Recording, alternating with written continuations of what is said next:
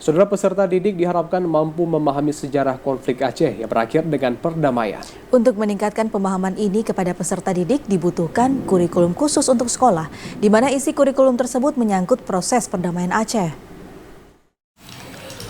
Memorandum of Understanding atau MOU Helsinki yang merupakan awal titik terang perdamaian Aceh harus dijadikan tonggak sejarah yang tidak boleh dilupakan oleh generasi penerus di Aceh.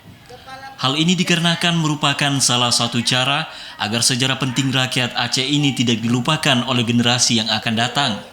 Untuk itu peserta didik diharapkan mampu memahami sejarah konflik Aceh yang berakhir dengan perdamaian. Pemahaman ini tentunya harus dimulai dari peserta didik di tingkat sekolah dasar. Untuk meningkatkan pemahaman ini bagi peserta didik, dibutuhkan kurikulum khusus di sekolah, di mana isi kurikulum tersebut menyangkut proses perdamaian Aceh, sebagaimana tertuang dalam MOU Helsinki yang ditandatangani di Finlandia. Kurikulum perdamaian MOU Helsinki tersebut diharapkan tidak hanya menjadi muatan lokal di Aceh yang diajarkan di sekolah, namun juga masuk dalam kurikulum Kementerian Pendidikan Republik Indonesia.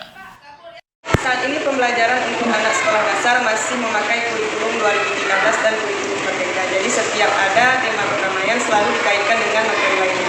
Mengingat ada sejarah MOU Helsinki Aceh yang merupakan awalnya titik terang perdamaian Aceh, saya rasa ini perlu dimasukkan dalam muatan lokal khusus untuk pembelajaran.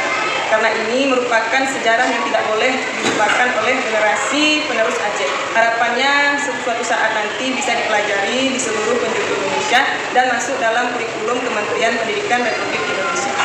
Transformasi perdamaian pada generasi muda melalui institusi pendidikan merupakan suatu metode untuk membangun kesadaran dan dapat memutus mata rantai konflik. Tim Liputan TVRI Aceh melaporkan. Aceh telah mengalami konflik selama kurang lebih 30 tahun dari 1976 sampai 2005. Konflik ini sangat berdampak terhadap masyarakat Aceh mulai dari tatanan politik, ekonomi, hukum, keamanan, keagamaan, dan sosial budaya masyarakat Aceh. Ya, 18 tahun sudah perdamaian Aceh berlalu. Namun seperti apa pengetahuan siswa terkait perdamaian Aceh? Berikut kita simak pendapat siswa berikut ini. Tahu tentang perdamaian Aceh atau perjanjian pada perdamaian Aceh ini sudah melewati 18 tahun dan awal mula pada tahun 2005 sehingga Aceh dapat menjadi daerah yang menjalankan otonomi khusus. Yang saya ketahui tentang perdamaian Aceh pernah terjadi konflik selama 30 tahun jauh dari tahun kelahiran saya.